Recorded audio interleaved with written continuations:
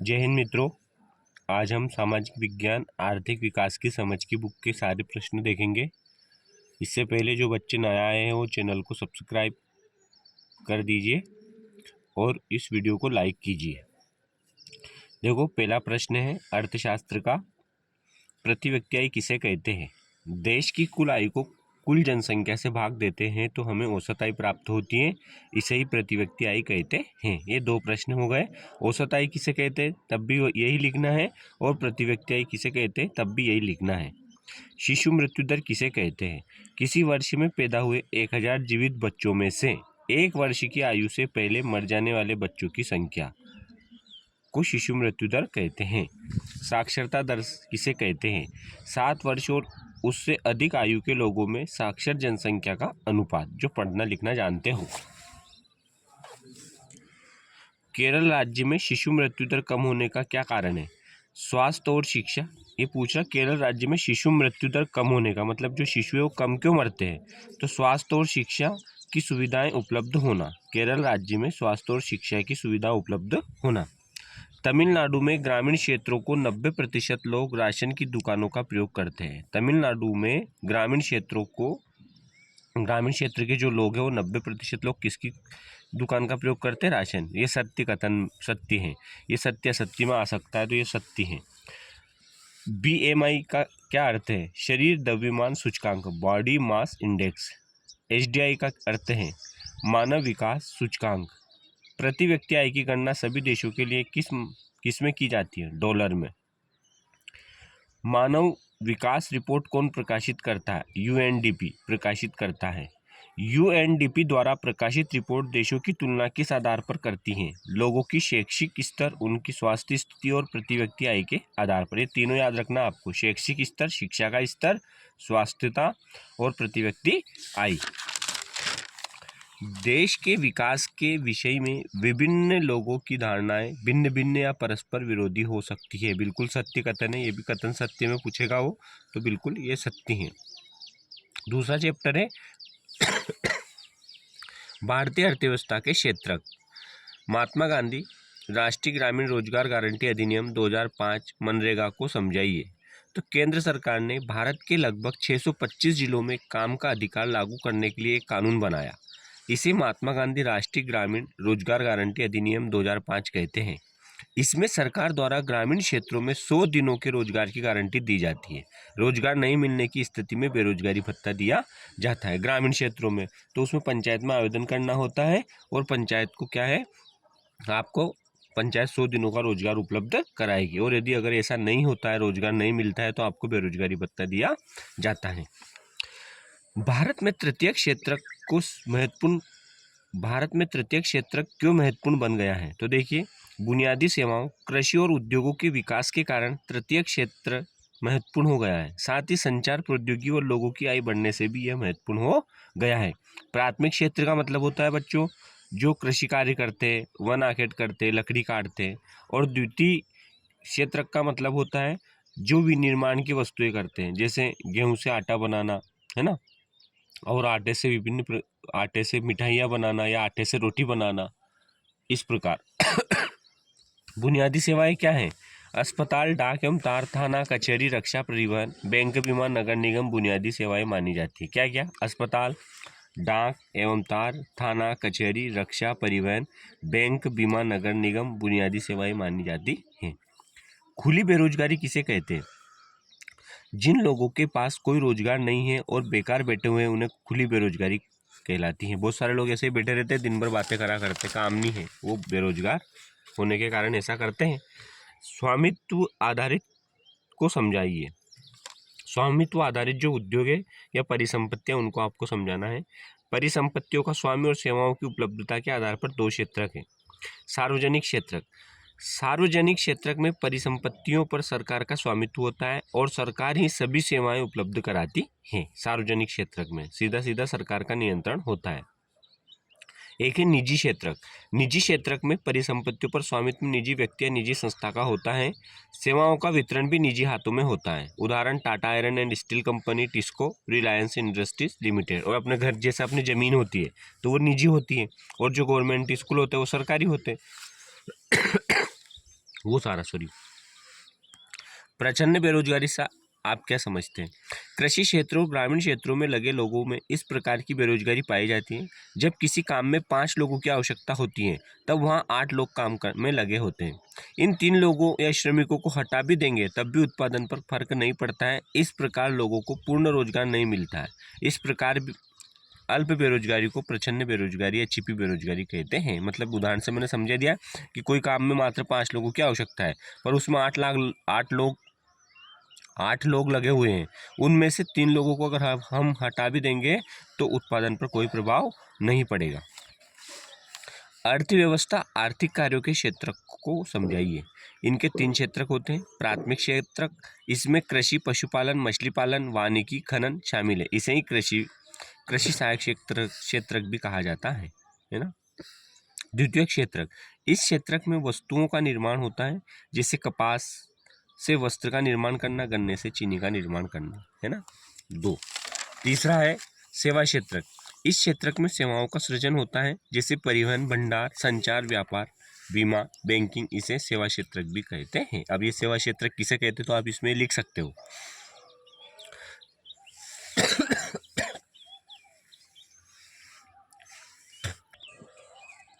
सकल घरेलू उत्पाद किसे कहते हैं? किसी भी देश में एक निश्चित अवधि के दौरान उत्पादित हुई सभी अंतिम वस्तुओं और सेवाओं का कुल मौद्रिक मूल्य सकल घरेलू उत्पाद या जीडीपी कहलाता है। संगठित और असंगठित क्षेत्रक को समझाइए। लोगों के नियोजन के आधार पर 2 क्षेत्रक हैं, संगठित क्षेत्रक और असंगठित क्षेत्रक। यह सरकार द्वारा पंजीकृत होते हैं। कौन? संगठित क्षेत्रक। यह सरकार द्वारा पंजीकृत नहीं होते हैं। इसमें रोजगार की अवधि नियमित होती है। असंगठित क्षेत्रक में रोजगार की अवधि नियमित नहीं होती है। इस क्षेत्रक में सवैतनिक अवकाश मिलता है, मतलब आप अवकाश पे हो फिर भी आपको वेतन मिलता है। असंगठित क्षेत्रक में सवैतनिक अवकाश नहीं मिलता है। सवैतनिक मतलब अगर आप छुट्टी लोगे, अवकाश लोगे तो वेतन कटेगा। इसमें भविष्य निधि पेंशन मिलती है। इस क्षेत्रक में भविष्य निधि पेंशन नहीं मिलती है। मुद्रा साख अध्याय 3, इसमें 4 अंक के प्रश्न पूछे जाएंगे। पहला प्रश्न है, मुद्रा के कार्य लिखिए। मुद्रा विनिमय का माध्यम है। मतलब विनिमय मतलब हम कोई भी मुद्रा देके कोई भी वस्तु खरीद सकते हैं, बेच सकते हैं। वस्तुओं के मूल्य का माप भी करती है। जैसे 10 क्विंटल गेहूं है तो मुद्रा उनका माप कर देगी कि वो 20,000 के निकलेंगे। ऐसे आवश्यकता का दोहरा संयोग किसे कहते हैं? जब 2 पक्ष एक दूसरे से चीज़ें खरीदने और बेचने पर सहमति रखते हैं, इसे आवश्यकता का दोहरा संयोग कहते हैं। जैसे जब जूते बेचने वाले को गेहूं खरीदना हो और गेहूं बेचने वाले को जूते खरीदना हो, तब इस प्रकार का लेन देन आवश्यकता का दोहरा संयोग कहलाता है। ऋण की शर्त किसे कहते हैं? ब्याज दर, समर्थक, ऋणदार, आवश्यक कागजात और भुगतान के तरीकों को सम्मिलित रूप से ऋण की शर्तें कहते हैं। समर्थक ऋणाधार किसे कहते हैं? ऐसी संपत्ति जिसका मालिक कर्जदार है, जैसे भूमि, इमारत, गाड़ी, पशु, और इसका इस्तेमाल वह उधारदाता को गारंटी देने के रूप में करता है। जैसे गहने पटकते हैं ना, अपने गाँव में बोलते हैं कि चांदी गहने रख दो, गिरवी रख दो और संपत्ति दे देगा, उसे यही है वो। ऋण प्रदान करने वाले क्षेत्रक कितने प्रकार के होते हैं? ऋण प्रदान करने वाले क्षेत्रक 2 प्रकार के होते हैं। औपचारिक क्षेत्रक, इसमें बैंक और सहकारी समितियां आती हैं। अनौपचारिक क्षेत्रक, इसमें साहूकार, व्यापारी, मालिक और रिश्तेदार और अपने दोस्त आते हैं। भारतीय रिजर्व बैंक अन्य बैंकों की गतिविधियों पर किस प्रकार नज़र रखता है? यह जरूरी क्यों है? भारतीय रिजर्व बैंक इस बात पर नज़र रखता है कि अन्य बैंक कितना और किनको ऋण दे रहा है, कितना और किनको ऋण दे रहा है और उसकी ब्याज दरें क्या हैं। एक बात तो, एक पॉइंट तो ये हो गया। दूसरा है, भारतीय रिजर्व बैंक इस बात पर नज़र रखता है कि अन्य बैंक अमीरों के साथ गरीबों को भी ऋण दे रहा है कि नहीं। औपचारिक क्षेत्र का ऋण अधिक महंगा क्यों पड़ता है? अनौपचारिक क्षेत्र के ऋणदाता अधिक ब्याज वसूल करते हैं, इसलिए यह महंगा पड़ता है। औपचारिक क्षेत्रक व अनौपचारिक क्षेत्रक के स्रोतों में अंतर लिखिए। औपचारिक क्षेत्रक में ऋण उपलब्ध कराने में लोगों में बैंक और सहकारी समितियां आती है। अनौपचारिक स्रोतों में व्यापारिक रिश्तेदार, साहूकार, मालिक और दोस्त आते हैं। इन स्रोतों पर नज़र रखने वाली केंद्रीय संस्थान होती है। इन स्रोतों पर नज़र रखने वाली कोई संस्थान नहीं होती है। इस क्षेत्र के ऋण सस्ते होते हैं, इस क्षेत्र के ऋण महंगे होते हैं। ये अनौपचारिक है। अनौपचारिक। बैंकों का बैंक किसे कहा जाता है? भारतीय रिजर्व बैंक को बैंकों का बैंक कहा जाता है। भारत में बैंक जमा का कितना प्रतिशत हिस्सा नगद के रूप में अपने पास रखता है? बैंक है ना, तो 15% नगद, कुल राशि का 15% वो अपने पास नगद के रूप में रखती है। भारत में करेंसी नोट कौन जारी करता है? भारतीय रिजर्व बैंक।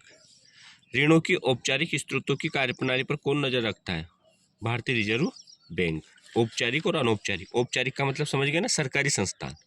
अनौपचारिक का मतलब जो साहूकार होते हैं, जो सेठ होते हैं, जो ब्याज से पैसे देते हैं, वो सारे स्रोत इसमें आ जाएंगे अनौपचारिक में।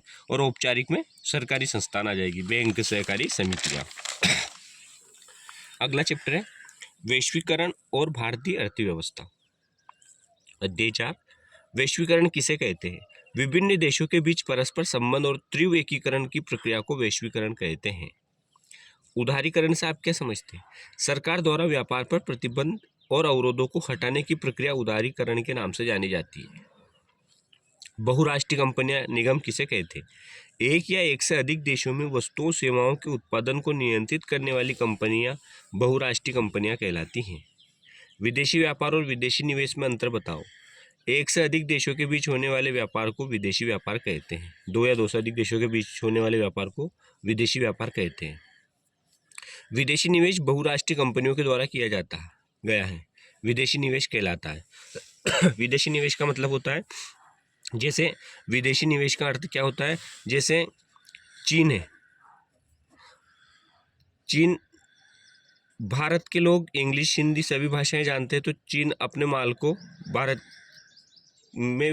भारत में बाजार खोजेगी, और इस बाजार से यहाँ पे ये सारे लोग सारी लैंग्वेज जानते हैं, यहाँ से वो विभिन्न देशों से संवाद करेंगे और अपने माल को बेचेंगे।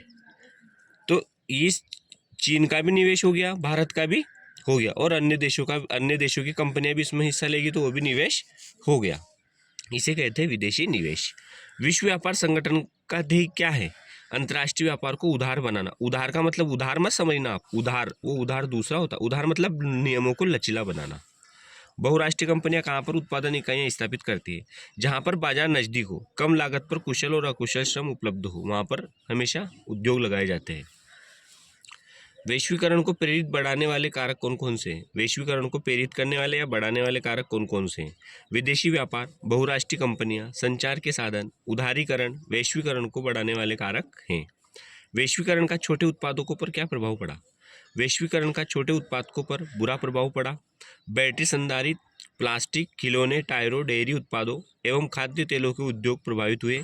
कई इकाइयां बंद हो गई, लोग बेरोजगार भी हुए। भारत की बहुराष्ट्रीय कंपनियों के नाम लिखिए। Tata Motors, Infosys, Ranbaxy, Asia Paints. सूचना एवं संचार प्रौद्योगिकी क्या है? विश्व भर में एक दूसरे से संपर्क करने वाली, सूचनाओं को तत्काल भेजने में काम आने वाली तकनीकी सूचना एवं संचार प्रौद्योगिकी है। Telephone, fax, mobile phone, internet, computer आदि। इससे पहले एक प्रश्न था ये,